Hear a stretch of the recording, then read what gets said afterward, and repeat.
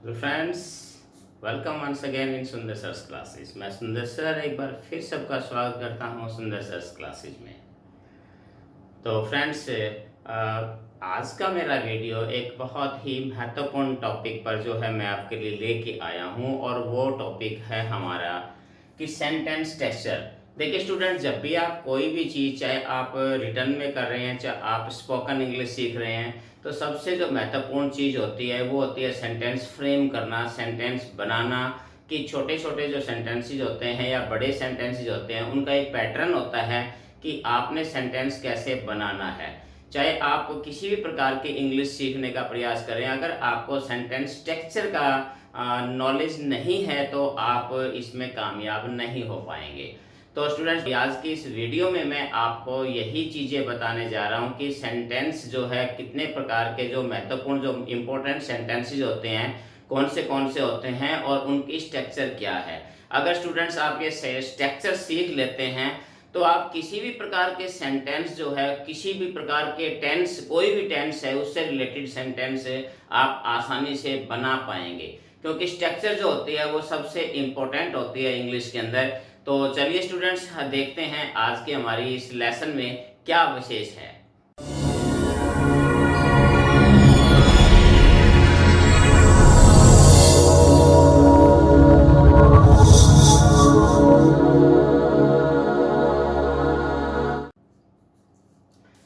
तो स्टूडेंट देखिए, सबसे पहले अगर हम बात करें हमारे सेंटेंस स्ट्रक्चर की कि सेंटेंस का स्ट्रक्चर क्या होता है, तो इसमें कुछ एक जो सेंटेंस के काइंड देंगे, कौन कौन से सेंटेंस के प्रकार होते हैं।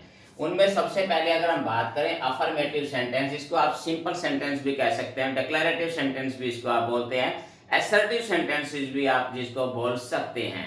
तो इसके अंदर जो अफर्मेटिव सेंटेंस होता है, इसके अंदर अगर बात करें स्ट्रक्चर क्या होता है, तो सबसे इंपॉर्टेंट इसमें क्या होता है कि सबसे पहले हम इसमें सब्जेक्ट लिखते हैं, सब्जेक्ट के बाद हमारे पास आता है हेल्पिंग वर्ब, और उसके बाद हमारे पास होती है वर्ब, और उसके बाद ऑब्जेक्ट आता है, और बाकी के बचे हुए कोई भी एडवर्ब है या किसी प्रकार के जो है अदर वर्ड्स होते हैं वो हम सेंटेंस के लास्ट में लिखते हैं, और अफर्मेटिव सेंटेंस के लास्ट में फुल स्टॉप आता है।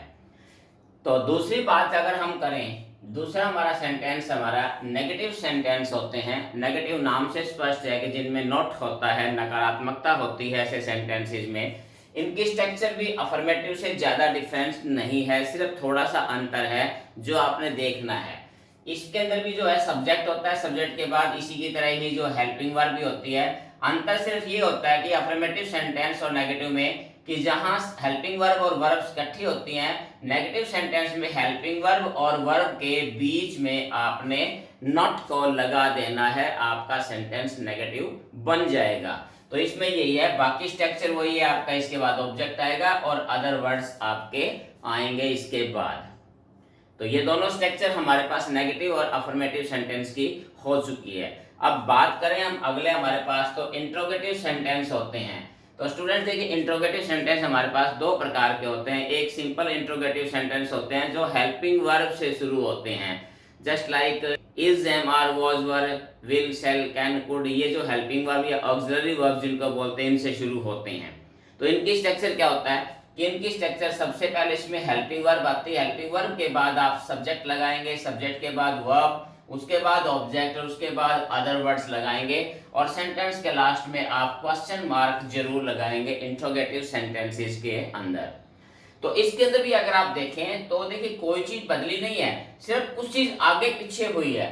अगर अफर्मेटिव सेंटेंस का मुकाबला इसके साथ करें आप, तो आप देखेंगे कि सिर्फ हेल्पिंग वर्ब जो है वो हमारी सब्जेक्ट से पहले आ गई। बाकी स्ट्रक्चर आप कंपैरिजन कीजिए तो बाकी स्ट्रक्चर में कोई ज्यादा बदलाव नहीं हुआ है। तो इस चीज का आपने ध्यान रखना है, इसीलिए स्ट्रक्चर जो है बहुत ही इंपॉर्टेंट होती है। इसके बाद अगर हम बात करें कि WH इंट्रोगेटिव, दूसरे हमारे पास इंट्रोगेटिव जो सेंटेंस होते हैं वो होते हैं कि जो WH फैमिली वाले जो वर्ड्स होते हैं, जैसे like what, when, where, why, how, who, whom, whose, ये जो इंट्रोगेटिव वर्ड्स होते हैं जो इनसे शुरू होते हैं। तो इस प्रकार के जो सेंटेंस होते हैं उनकी स्ट्रक्चर भी क्या होती है कि इस प्रकार के सेंटेंस सबसे पहले जो भी WH वर्ड है, what, where, when, why, who, whose, whom, जितने भी वर्ड्स हैं, जो भी वर्ड सेंटेंस के बीच में है, सबसे पहले आपने उसी वर्ड को लिखना है। सिर्फ यही अंतर है दोनों इंट्रोगेटिव में सिर्फ यही अंतर है। अगर आप उसके बाद देखिए WH वर्ड के बाद हेल्पिंग वर्ब, देखिए हेल्पिंग वर्ब है, सब्जेक्ट, उसके बाद वही सब्जेक्ट है, फिर वही हमारे पास वर्ब है, फिर वही ऑब्जेक्ट है, अदर वर्ड्स है, क्वेश्चन मार्क है। तो देखिए दोनों इंट्रोगेटिव में अगर आप ये देखें, इंट्रोगेटिव और WH इंट्रोगेटिव में अगर देखें तो ज्यादा अंतर नहीं है। सिर्फ अंतर क्या है कि अगर आपको इंट्रोगेटिव सेंटेंस की, सिंपल इंट्रोगेटिव सेंटेंस की अगर आपको स्ट्रक्चर पता है और WH वाले लिखने हैं आपने, तो केवल आपने क्या करना है कि हेल्पिंग वर्ब से पहले जो WH वर्ड जो उसमें दिया गया, इंट्रोगेटिव वर्ड दिया गया है, उस वर्ड को आपने पहले लिख देना है सबसे पहले, बाकी स्ट्रक्चर सेम वही आपने रखनी है। तो इसमें भी कोई देखिए ज्यादा अंतर नहीं है। फिर हमारे पास एक और आता है इंट्रोगेटिव प्लस नेगेटिव सेंटेंस, कि जो इंट्रोगेटिव भी होता है और नेगेटिव भी होता है, दोनों सेंटेंस जो है उसके अंदर मिले हुए होते हैं। तो इस प्रकार के सेंटेंस में भी जो भी, चाहे वो ये देखिए WH वाला है चाहे हेल्पिंग वर्ब, ये जो भी सेंटेंस इंट्रोगेटिव है आपने शुरुआत वैसे ही करनी है। अगर WH वाला है तो WH वर्ड और हेल्पिंग वर्ब वही आपने शुरू करना है, अकेला हेल्पिंग वर्ब है तो हेल्पिंग वर्ब से शुरू करना है। इसके बाद आपका देखिए वही सब्जेक्ट आ जाएगा। बस ये सब अंतर क्या है कि इसमें सब्जेक्ट के तुरंत बाद आपने नोट का यूज करना है, आपने नोट लगा देना है, ये ध्यान रखना है इसमें। और उसके बाद वर्ब, ऑब्जेक्ट, अदर वर्ड्स और क्वेश्चन मार्क सेम स्ट्रक्चर है, इसमें कोई बदलाव नहीं है। देखिए सर, इसके बाद ये हमारा सिस्टम खत्म होता है स्टूडेंट्स। अब इसमें बहुत एक इंपॉर्टेंट चीज हो रहा है हमारे पास, इंपॉर्टेंट है, वो है इंपेरेटिव सेंटेंसेस। इंपेरेटिव सेंटेंसेस कौन से होते हैं? ऐसे सेंटेंसेस जिनमें रिक्वेस्ट, ऑर्डर, कमांड, इस प्रकार के एडवाइस, सजेशंस वगैरह जिसमें दी जाता हो या फॉरबिडेशन, मना किया जाता हो किसी चीज के लिए, तो ऐसे सेंटेंस जो होते हैं वो हमारे इंपेरेटिव सेंटेंस की कैटेगरी में आते हैं। तो इस प्रकार के सेंटेंसेस को बनाने का तरीका क्या है, जो स्ट्रक्चर क्या है वो देखिए। इसमें थोड़ा डिफरेंट स्ट्रक्चर है क्योंकि सेंटेंस के काइंड के आधार पे।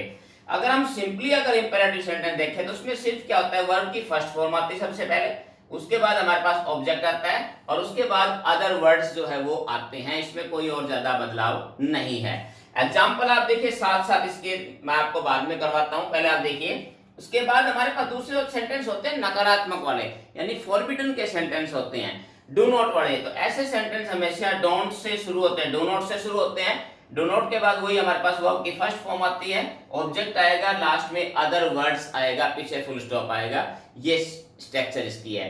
तीसरी इसमें काइंड थोड़ी सी डिफरेंट और होती है कि तीसरे प्रकार के इसमें क्या होता है कि लेट आता है सेंटेंस, लेट से शुरू, कुछ इंपेरेटिव सेंटेंस लेट से भी शुरू होते हैं। तो इस प्रकार के सेंटेंस हमने क्या करना है कि लेट के बाद ऑब्जेक्टिव केस आएगा, कोई भी प्रोनाउन है, जो प्रोनाउन है उसका ऑब्जेक्टिव केस आता है, let him, let us, let me, let you. तो इस प्रकार से ऑब्जेक्टिव केस आएगा आपका लेट के तुरंत बाद, और उसके बाद वही वर्ब की फर्स्ट फॉर्म और अदर वर्ड्स और पीछे फुल स्टॉप हो जाएगा, वही सेम स्ट्रक्चर इसमें भी रहेगी। तो ये इंपेरेटिव सेंटेंस के हमारे पास तीन प्रकार की स्ट्रक्चर है स्टूडेंट्स। तो चलिए स्टूडेंट, अब हम बात करते हैं कि जितने भी हमारे पास स्ट्रक्चर, उसी के अकॉर्डिंग मैं कुछ एग्जांपल ले लेते हैं ताकि आपको समझने में आसानी रहे। सबसे पहले अगर हम बात करें हमारा अफर्मेटिव सेंटेंस की, देखिए he is going to school, ये हमारे पास अफर्मेटिव सेंटेंस है। इसमें देखिए हमारे पास सब्जेक्ट है, सब्जेक्ट की जगह सब्जेक्ट, उसके बाद हमारे पास हेल्पिंग वर्ब है और जो ऑक्सिलरी है, इसके बाद वर्ब के वर्ब फॉर्म है, ये हमारे पास देखिए वर्ब है, उसके बाद हमारे पास ऑब्जेक्ट दिया गया है, ऑब्जेक्ट अदर वर्ड्स इसमें नहीं है, जैसे लाइक टुमारो, यस्टरडे या जो कुछ भी आप लगाना चाहें वो आप पीछे जो है वो आपके लास्ट के अंदर आ जाएगा, इसमें कोई दिक्कत नहीं है। सेकंड एग्जांपल अगर आप देखिए, इसमें नोट आ गया, इसका मतलब ये नेगेटिव सेंटेंस है। सब्जेक्ट है, हेल्पिंग वर्ब है, नोट है और वर्ब है, यानी वर्ब और हेल्पिंग वर्ब के बीच में नोट है, यानी वर्ब और हेल्पिंग वर्ब के बीच में नोट दिया गया है। बाकी फिर वही ऑब्जेक्ट है, अदर वर्ड्स पीछे है तो आप लगा सकते हैं आपकी नेगेटिव सेंटेंस। इंट्रोगेटिव में देखिए जस्ट लाइक ये हमारे पास हेल्पिंग वर्ब वाला है, सबसे पहले हेल्पिंग वर्ब हमारे पास आ गई, उसके बाद सब्जेक्ट आ गया है हमारे पास, उसके बाद वर्ब है, ये देखिए वर्ब है, और उसके बाद हमारे पास ऑब्जेक्ट है, और उसके बाद अदर वर्ड्स कुछ है नहीं, पीछे क्वेश्चन मार्क है। ये चीज आपने ध्यान रखनी है सिंपल इंट्रोगेटिव जो है उनके लिए। दूसरी प्रकार के इंट्रोगेटिव WH वाले, देखिए इसमें ये WH वर्ड आ गया वेयर, उसके बाद हेल्पिंग वर्ब है, WH करके हेल्पिंग वर्ब दी है, हेल्पिंग वर्ब के बाद क्या हमारे पास सब्जेक्ट है, सब्जेक्ट के बाद हमारे पास क्या है वर्ब है, वर्ब आ गया, उसके बाद अदर वर्ड्स में जैसे हमारे पास टुमारो आ गया, तो हम टुमारो यहाँ पर लास्ट में लिखेंगे, पीछे क्वेश्चन मार्क लिखेंगे, WH की स्ट्रक्चर है। दूसरा हमारे पास इंट्रोगेटिव नेगेटिव था। इंट्रोगेटिव देखिए ये हेल्पिंग वर्ब आ गया हमारे पास, हेल्पिंग वर्ब के बाद सब्जेक्ट आ गया, सब्जेक्ट के तुरंत बाद नोट, याद देखिए सब्जेक्ट के तुरंत बाद इसमें नोट है तो यहाँ नोट लगा देंगे, वर्ब आ गया हमारे पास, इसका ऑब्जेक्ट पीछे आ गया लास्ट में। तो ये हमारा इंट्रोगेटिव नेगेटिव सेंटेंस की स्ट्रक्चर होती है। अब इंपेरेटिव सेंटेंस की स्ट्रक्चर देखिए थोड़ा सा। पहला हमने बताया था कि वर्ब की फर्स्ट फॉर्म ऑब्जेक्ट और अदर वर्ड्स वाले, तो वही वो आते हैं। अब इसमें देखिए जैसे गेट आउट अपने आप में एक ही वर्ब। देखिए इंपेरेटिव सेंटेंस के अंदर एक चीज आपको शायद ध्यान होगा, इसके ऊपर मैं आपको एक स्पेशल जो है वीडियो जो है इंपेरेटिव सेंटेंस की वो मैं आपको बनाऊंगा, तो आपको इसके बारे में डिटेल से भी बताऊंगा कि इंपेरेटिव सेंटेंस क्या होते हैं और किस प्रकार हमने उनको फ्रेम करना होता है। तो आज सिर्फ इसकी स्ट्रक्चर आप देख लीजिए। अब जैसे ओपन द गेट या ओपन द डोर, ओपन हमारे पास वर्ब की फर्स्ट फॉर्म आ रही है और उसके बाद सिर्फ ऑब्जेक्ट आ गया open the door, other words इसमें नहीं है, तो ये आपका स्ट्रक्चर यहाँ पूरा हो जाता है। दूसरी प्रकार के स्ट्रक्चर में क्या है, डोंट वाला है। यहाँ देखिए डोंट, डोंट वर्ब की फर्स्ट फॉर्म, डोंट के बाद वर्ब की फर्स्ट फॉर्म और ओपन अदर वर्ड्स या ऑब्जेक्ट जो कुछ भी है हमने लास्ट में लिखना है। Don't go there, don't tease him, don't tell a lie. तो ये प्रकार के सेंटेंस जितने भी डोंट वाले होते हैं तो इस प्रकार से हमने बनाने होते हैं। और तीसरे प्रकार के लेट वाले हैं, तो इसमें देखिए लेट, लेट के बाद ये ऑब्जेक्टिव केस आ गया। यहाँ क्या था, लेट के बाद ऑब्जेक्टिव केस ऑफ प्रोनाउन आता है, ऑब्जेक्टिव केस आ गया, उसके बाद वर्ब की फर्स्ट फॉर्म आ गई और अदर वर्ड्स पीछे हमने लिखने हैं, तो ये हमारे पास है।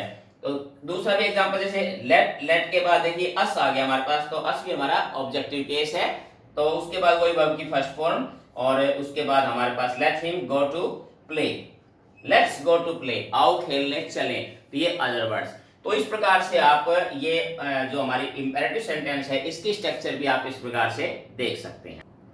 तो स्टूडेंट्स ये आज के लेसन में जो मैंने स्ट्रक्चर बताई है सेंटेंसेस की, इस स्ट्रक्चर को आपने ध्यान से देखना है, बल्कि इसको अपनी नोटबुक्स वगैरह में उतार के और इसको आप अच्छी तरीके से आपके दिमाग के अंदर जो है ये चीज लिखी होनी चाहिए। देखिए एक बार फिर मैं बता रहा हूँ कि अगर सेंटेंस की स्ट्रक्चर आपके दिमाग में अच्छी तरीके से बनी हुई है तो आप कोई भी सेंटेंस बना सकते हैं। और एक बात और कि सेंटेंस की स्ट्रक्चर जो है वो कभी नहीं बदलती है, इस बात को ध्यान रखना है कि स्ट्रक्चर सेंटेंस की कभी नहीं बदलती है, चाहे कोई भी टेंस हो, डिफरेंट टेंस हो सकते हैं, लेकिन सेंटेंस की स्ट्रक्चर सेम रहती है।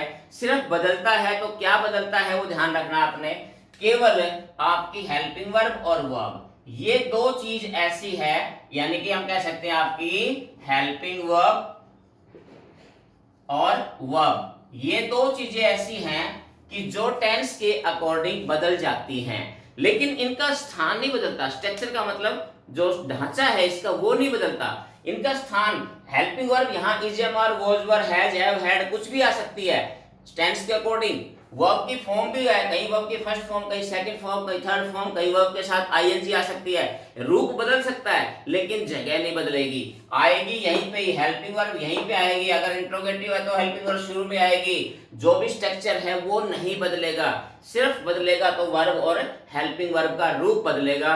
इसलिए जो है स्ट्रक्चर सबसे महत्वपूर्ण मानी जाती है, क्योंकि बिना स्ट्रक्चर के आप कोई भी सेंटेंस नहीं बदल सकते, बना सकते। तो इसलिए स्टूडेंट्स इसका ध्यान रखना है कि स्ट्रक्चर आपके नोटबुक में नहीं बल्कि स्ट्रक्चर आपके दिमाग में होनी चाहिए। जब भी कोई आप सेंटेंस बोलते हैं या आप लिखते हैं तो ये स्ट्रक्चर आपके दिमाग में अगर है, अंकित है, तो आप आसानी से सेंटेंस को बना सकते हैं। तो स्टूडेंट आज के इस लेसन में इतना ही, जरूर बताना मुझे कि लेसन आपको कैसा लगा। और स्टूडेंट्स के लिए मैं आपको बता दूं कि अभी नेक्स्ट में मैं आपके लिए स्पोकन इंग्लिश की नई सीरीज जो है शुरू करने जा रहा हूं, जिसमें मैं आपको महत्वपूर्ण जो है वीडियो जिसके माध्यम से मैं आपके सामने प्रस्तुत करूंगा और जिसमें मैं पूरी सीरीज बनाऊंगा जिसके अंतर्गत आप स्पोकन इंग्लिश आसानी से घर बैठे सीख सकते हैं। तो लगातार मेरे साथ जुड़े रहिए, फिर मिलते हैं नई वीडियो में नए टॉपिक के साथ। अब तक have a nice day, thank you.